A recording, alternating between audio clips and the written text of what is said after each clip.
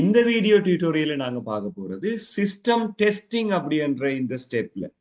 So system டெஸ்டிங்ன்ற ஸ்டெப்ல நாங்க என்னென்ன விஷயத்துக்குள்ளால ஒரு சிஸ்டத்தை நாங்க 100% அல்லது ரிக்யூர்மெண்ட்ஸுக்கு ஏற்ற மாதிரி டெஸ்டிங்கை செய்து முடிக்கலாம் என்று பார்க்க போறோம். ஸோ சிஸ்டம் டெஸ்டிங் அப்படின்றது உண்மையில சிஸ்டம் டெவலப்மெண்ட் லைஃப் சைக்கிள் அப்படின்ற டாபிக்ல நாங்கள் கோடிங் அல்லது டெவலப்மெண்ட் அப்படின்ற பார்ட் கம்ப்ளீட் ஆன பிறகு நாங்க செய்ய போற ஒரு ஆக்டிவிட்டி அல்லது ஒரு ஃபேஸ். ஸோ சிஸ்டம் டெஸ்டிங்ன்றது நாங்க செய்ய வேணுமாக இருந்தால் ஒரு சிஸ்டத்தை நாங்க டெவலப் பண்ணி இருக்க வேணும். சிஸ்டம் என்று சொல்ல வாரது ஒரு சாஃப்ட்வேரா இருக்கலாம் அல்ல ஒரு மொபைல் ஆப். சாஃப்ட்வேர்னு சொல்ல வாரது வந்து நாங்கள் ஒரு வெப்சைட்டை பற்றி யோசிக்கலாம் அல்லது ஒரு மொபைல் அப்ளிகேஷனை பற்றி யோசிக்கலாம். ஒரு வெப்சைட் அல்லது மொபைல் அப்ளிகேஷனை நாங்க டெவலப் பண்ணி முடிச்சிட்டோம்னு சொன்னா அதை என்னென்ன டைப்பா டெஸ்ட் பண்ணிட்டு வரலாம். ஜென்ரலா நாங்க பார்த்து கொண்டு வரைக்க முதலாவது டைப்பா நாங்கள் இந்த டெஸ்டிங்கை கிளாசிஃபை பண்ணுவோமாக இருந்தால் இதே ஒரு 4 டைப்பான டெஸ்டிங்கா டிவைட் பண்ணும். ஃபர்ஸ்ட் டைப் சொல்லிக் கொள்றது யூனிட் டெஸ்டிங் என்ற நேமால சொல்லலாம். யூனிட் டெஸ்டிங் அப்படின்றது ஒரு சாஃப்ட்வேரை அதுல இருக்க போற யூனிக்கான கம்போனன்ட்ஸ், யூனிக்ன்றதை விட இண்டிவிஜுவல் கம்போனன்ட்ஸ், சிறிய சிறிய பகுதிகளை தனித்தனியே நாங்க டெஸ்ட் பண்றது தான் யூனிட் டெஸ்டிங்.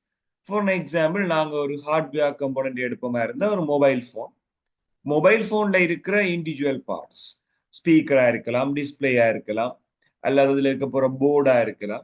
இந்த பார்ட்ஸை நாங்கள் தனித்தனியே டெஸ்ட் பண்ணிட்டு வரதை யூனிட் டெஸ்டிங்னு சொல்லுவோம். இதை நாங்க ஒரு சாஃப்ட்வேர் அடுப்புமா இருந்தா ஒரு வெப்சைட், அந்த வெப்சைட்ல இருக்க போற ஒவ்வொரு மெனுவையும் அந்த சாஃப்ட்வேர்ல இருக்க போற ஒவ்வொரு போர்ஷன்ஸையும் நாங்க தனித்தனியே செக் பண்ணி அதுல இருக்கிற எரர்ஸை கரெக்ட் பண்ற அந்த ஆக்டிவிட்டிக்கு பேர் யூனிட் டெஸ்டிங்னு சொல்லிக்கொள்ளும்.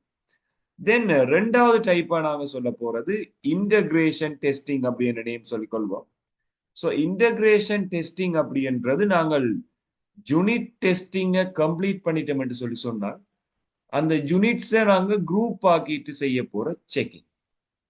ஒரு சாஃப்ட்வேரை பொறுத்த மட்டும் நாங்க மெனுல இருக்க போற பார்ட்ஸ் அல்லது மேல இருக்க போற நேவிகேஷன் பார்ல இருக்க போற ஹோம், அதை விட அடுத்ததா இருக்க போற எபவுட், இந்த ரெண்டையுமே வந்து குரூப் ஆக்கிட்டு ஒரு போர்ஷனா வச்சுக்கொண்டு அதுல இருந்து நாங்க ஏதாவது எரர் இருக்கான்னு சொல்லி செக் பண்ற அந்த ஆக்டிவிட்டியை இன்டகிரேஷன் டெஸ்டிங் எடுக்கிறோம். இதுக்கு சிம்பிளான ஒரு எக்ஸாம்பிள் நாங்க பார்க்கணும்னா ஒரு ஹார்ட்வேர் கம்போனன்ட் எடுத்துக்கொள்வோம். ஒரு மொபைல் போன் என்று சொன்னால் அந்த மொபைல் போன்ல இருக்க போற ஸ்பீக்கரையும் பேட்டரியையும் கம்பைன் பண்ணிட்டு அது ரெண்டுக்கும் இடையில இருக்க போற கனெக்டிவிட்டியை மேக் பண்ண பிறகு ஒரு செக்கிங் கொண்டு நாங்க குரூப்பா செய்வோமா இருந்தால் இன்டகிரேஷன் டெஸ்டிங் நேமால இதை நாங்க சொல்லிக்கொள்வோம். தென் தேர்டா நாங்க பார்க்க போற type of testing system testing நேமால சொல்லிக்கொள்வோம். ஸோ சிஸ்டம் டெஸ்டிங் அப்படின்றது ஒரு சிஸ்டத்தை ஃபுல்ஃபில்லாவே நாங்க செக் பண்ணிட்டு வர போறோம் டெவலப்பர் சைட்ல இருந்து. தட் மீன்ஸ் ஒரு டெவலப்பர், அதாவது அது குறிப்பிட்ட சிஸ்டத்தை டெவலப் பண்ண டீம் அந்த சிஸ்டத்தை ஃபுல்ஃபில்லான ஒரு சிஸ்டமா கம்பைன் பண்ண பிறகு மேற்கொள்ற ஒரு டெஸ்டிங்கை நாங்க சிஸ்டம் டெஸ்டிங்னு சொல்லுவோம். இந்த சிஸ்டம் டெஸ்டிங்கும் சக்சஸா வந்துட்டுன்னு சொல்லி சொன்னால் அந்த குறிப்பிட்ட ப்ராடக்ட் வந்து மார்க்கெட்டுக்கு ரிலீஸ் ஆகிடும். ஸோ சிஸ்டம் டெஸ்டிங்ன்றது ஒரு இம்பார்ட்டன்டான டெஸ்டிங்கா இருக்கும். நாங்க செய்யற இந்த ஆக்டிவிட்டியில ஆல் ஓவரான ஒரு ஃபைனல் டெஸ்டிங்கா டெவலப்மெண்ட் டீம் இதை வந்து செய்யும். ஸோ ஃபோர்த் நாங்க பார்க்க போற டெஸ்டிங் சொல்லிக்கொள்றது வந்து அக்செப்டன்ஸ் அப்படின்னு சொல்லிக்கொள்வோம். ஸோ அக்செப்டன்ஸ் டெஸ்டிங் அப்படின்னு நாங்க சொல்ல வாரது வந்து இங்க ஒரு யூசர் அவருடைய யூசேஜுக்கு ஏற்ற மாதிரி இது ஓகேயா இருக்கான்னு செக் பண்ணி கொள்றது தான் அக்செப்டன்ஸ் டெஸ்டிங். ஸோ அக்செப்டன்ஸ் என்று சொல்ல வரைக்குள்ள ஒரு யூசரால மேற்கொள்ளப்படுகின்ற அந்த டெஸ்டிங்குக்கு நாங்க சொல்லிக் கொள்றது தான் இந்த அக்செப்டன்ஸ் டெஸ்டிங் அப்படின்ற நேம் சொல்லிக் கொள்வோம். அப்ப என் யூசரால மேற்கொள்ளப்படுகின்ற ஒரு டெஸ்டிங் தான் இந்த அக்செப்டன்ஸ் டெஸ்டிங். முதல்ல இருக்க போற 3 டெஸ்டிங்குமே வந்து டெவலப்மெண்ட் டீமால மேற்கொள்ளப்படுற அதே நேரம் லாஸ்டா இருக்கிற அக்செப்டன்ஸ் அப்படின்றது யூசரால மேற்கொள்ளப்படுற ஒரு டெஸ்டிங்கா இருக்கும். இது first type of testing. So இதே டைப்பை நாங்க இன்னொரு டைப்பா இங்க பார்ப்போமா இருந்தால், அதாவது இன்னொரு ஆங்கிள் நாங்க செக் பண்ணுவோமா இருந்தால் டைப் 2 இங்க நான் மார்க் பண்ணி கொண்டு வரேன். டைப் 2ல நாங்க பார்க்க போறது வந்து இன்னொரு வெரைட்டியான டைப்ஸ். ஸோ இங்க நாங்க இனிஷியலா பார்க்க போறது ஒயிட் பாக்ஸ் டெஸ்டிங்.